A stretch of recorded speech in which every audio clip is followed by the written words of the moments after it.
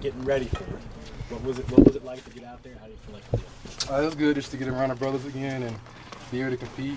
And I just gave it all I got. I prepared extremely hard and had a good time out here today. You compare it to like studying for a final exam kind of thing, where you just study so hard and try to make sure you do everything right. Did you feel like there was anything that caught you off guard at all?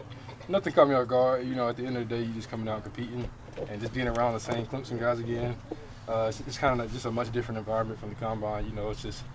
It's kind of like a practice, and we just trying to get some work in. So that's just kind of the mindset we had today, and had a fun time. What's the process been like as a whole for you? What are you hearing from teams? It's been good, just training. It's just a lot of training and a lot of discipline. Just eating really clean, and then as far as just communicating with teams and just really just telling them about who you are, and then getting to meet with them and showing your intellectual ability on a board, and showing what you can do on a football field. And the tape is always going to be the top thing that they want to see, and I have confidence in my tape, and I've met with a few teams and had good interviews, so it's been good. Is it like what you expected, and has there been anybody that you've reached out to kind of walk you along before you went into it?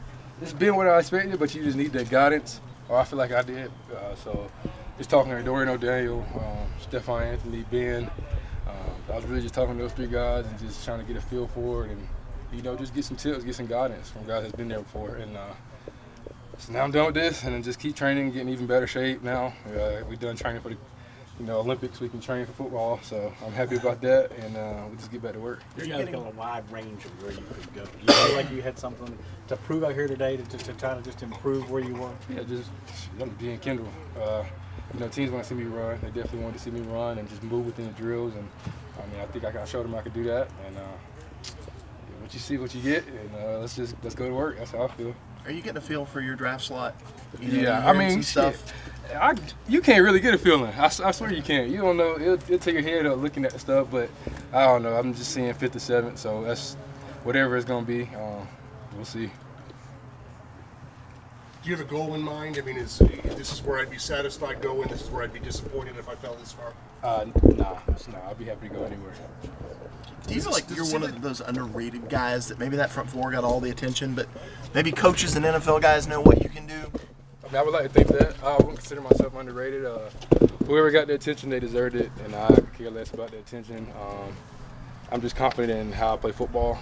I'm not going to wow you out here today doing that kind of stuff, but when it comes to just playing football and being able to, be a true linebacker, I think I can do that to anybody. So I'll always be confident in that, and I think the coaches, they know good football when they see it, so I'll just stand on that, and just when I get the opportunity, I'll be ready.